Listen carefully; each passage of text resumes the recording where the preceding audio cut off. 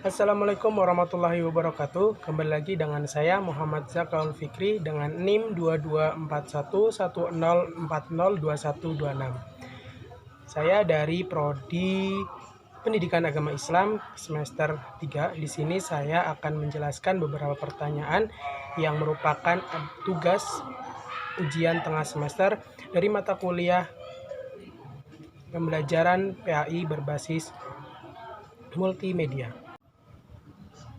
Nah, berikut pertanyaan-pertanyaan yang akan saya jawab. Yang pertama terkait tentang pembelajaran berbasis multimedia. Nah, kita harus tahu dulu apa itu media. Nah, media merupakan sarana dalam penyampaian atau mengantarkan pesan-pesan pembelajaran, di mana media pembelajaran adalah wahana ya dalam penyaluran penyampaian informasi pembelajaran. Juga media pembelajaran juga bermanfaat agar guru itu mudah menyampaikan materi-materi dalam pembelajarannya. Tentunya ketika sedang online atau pembelajaran jarak jauh itu sangat membantu.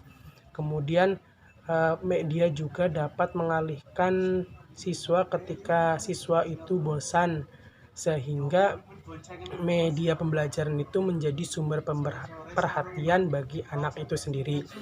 Dan juga media pembelajaran juga akan menjadi motivasi anak untuk semakin dekat dengan rasa giat belajar, sehingga anak itu tidak rasa bosan ketika sedang melakukan pembelajaran.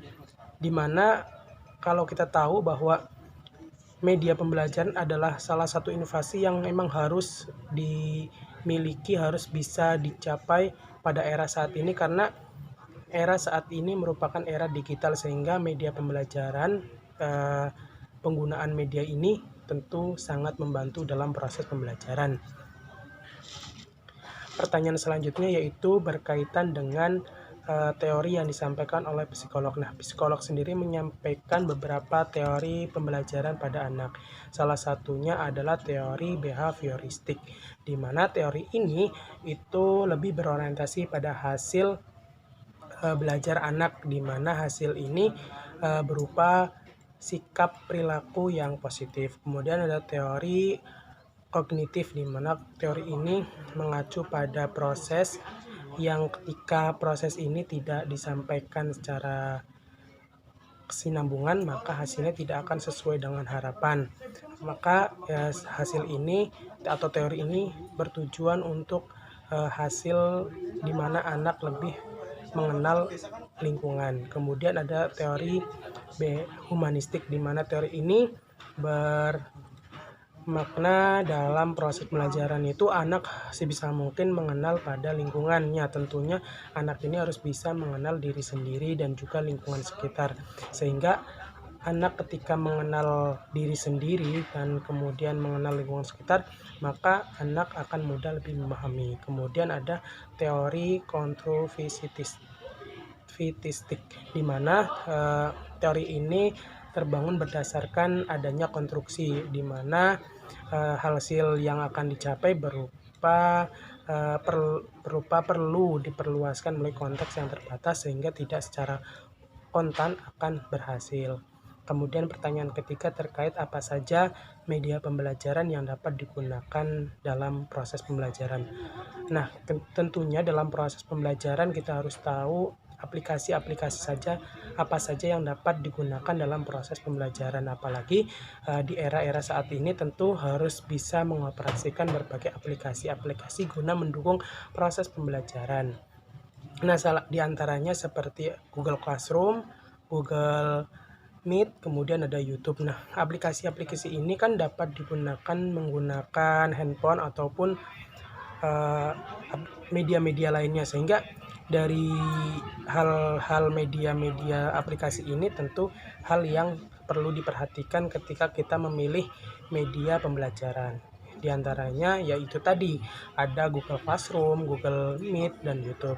Nah, tentunya tidak harus sejalan apa yang kita harapkan. Nah, dari aplikasi-aplikasi ini tentu memiliki kekurangan dan juga kelebihan seperti Google Classroom. Kelebihan dari aplikasi ini tentu mudah diakses oleh para pemula atau para peserta didik, sehingga akan jauh lebih mudah ketika anak akan menggunakan Google Classroom. Kemudian Google Classroom ini dapat lebih mudah untuk menilai ketika peserta didik atau anak itu sudah mengumpulkan tugas, maka kita akan tahu siapa saja yang sudah mengumpulkan tugas dan siapa saja yang belum mengumpulkan tugas.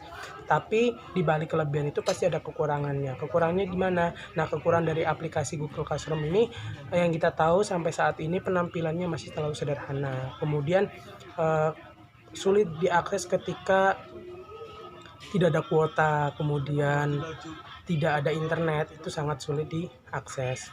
Kemudian juga terlalu mudah, di mana batas waktu ini masih bisa diedit oleh siswa. Karena ketika siswa sudah telat mengumpulkan, itu bisa diubah kembali agar mereka itu tidak telat. Gimana caranya? Yaitu dengan cara mengundurkan waktu pada handphone pada anak itu, maka dia masih bisa mengumpulkan tugasnya.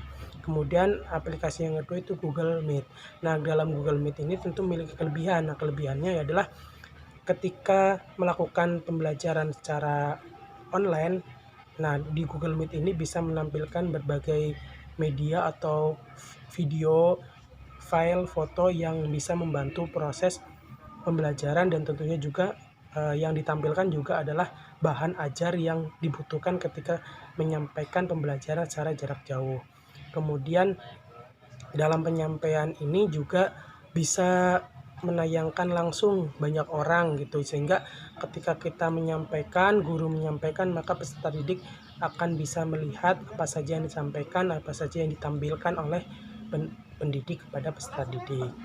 Nah, kekurangan dari aplikasi ini ya tentu pada kuota dan juga sinyal yang akan sulit diakses dan sulit digunakan ketika tidak memiliki kuota dan tidak memiliki sinyal. Kemudian kekurangannya itu juga akan sulit menampilkan beberapa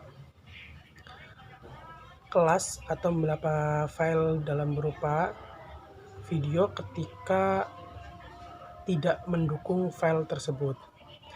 Kemudian aplikasi yang ketiga yaitu YouTube. Nah, di YouTube ini kita sudah sering tahu dan tidak asing lagi dengan namanya YouTube. Nah, YouTube ini menjadi sumber pembelajaran yang efektif, di mana ketika kita tidak tahu, ketika kita akan merasa bosan ketika pembelajaran, kita bisa menampilkan YouTube atau video-video pembelajaran yang sudah ada di YouTube. Nah, kita bisa menampilkannya sehingga bisa membantu proses pembelajaran, di mana nanti ketika video itu tertampilkan, itu akan lebih mudah dan membantu proses pembelajarannya.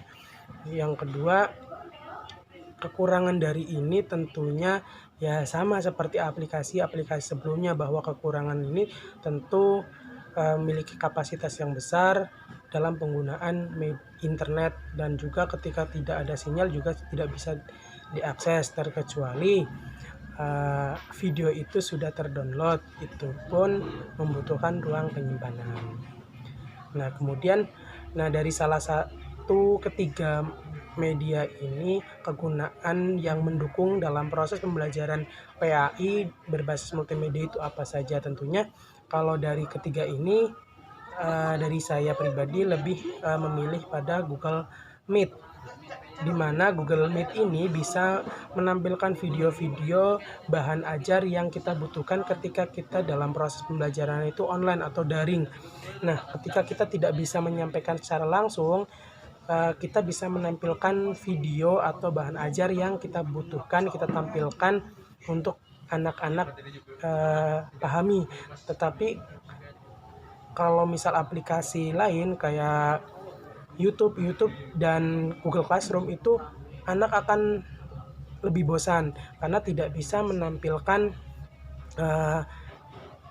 seorang guru. Ketika guru menyampaikan kan tidak bisa menampilkan wajahnya gitu. Tapi kalau Google Classroom ini bisa menampilkan pendidiknya, atau mungkin kita bisa menyampaikan secara berskala tatap muka walaupun dengan media daring, seperti itu. Nah, itulah beberapa pertanyaan yang saya jawab. Sampai jumpa di pertanyaan pertamanya.